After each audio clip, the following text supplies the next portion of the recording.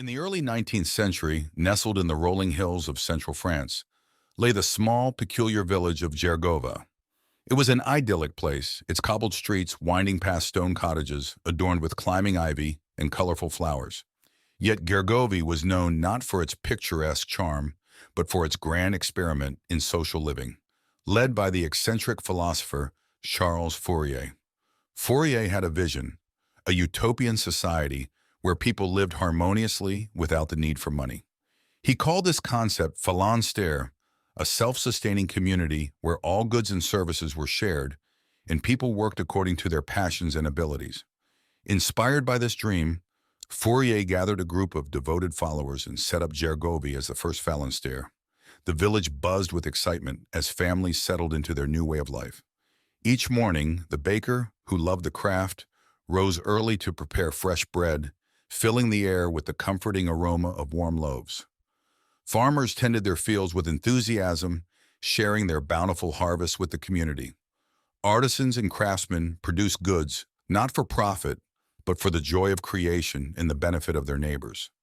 Children attended a communal school where learning was a delightful adventure rather than a rigid chore. They played in the meadows, their laughter ringing out as they explored the natural world around them. Evenings were spent in communal halls, where villagers gathered for shared meals, music, and storytelling. For a while, Gergovie thrived. The sense of camaraderie and purpose was palpable.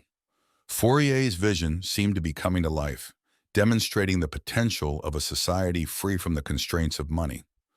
Visitors came from afar to witness this strange and wondrous experiment, marveling at the harmony and contentment that permeated the village.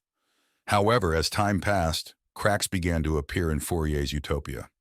Not everyone was content with their roles, and some tasks, like cleaning and maintenance, were less appealing. Disputes arose over contributions and the fairness of workload distribution. The lack of personal incentives led to complacency among some, while others felt burdened by the weight of communal expectations. As these tensions grew, the village's unity started to fray.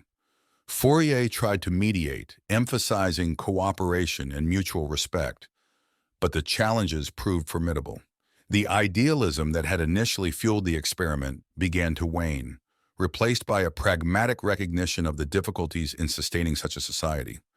Eventually, the grand experiment at Gergovie came to an end. The villagers, though saddened, acknowledged the lessons learned. They returned to more conventional ways of living, but the spirit of community and cooperation lingered.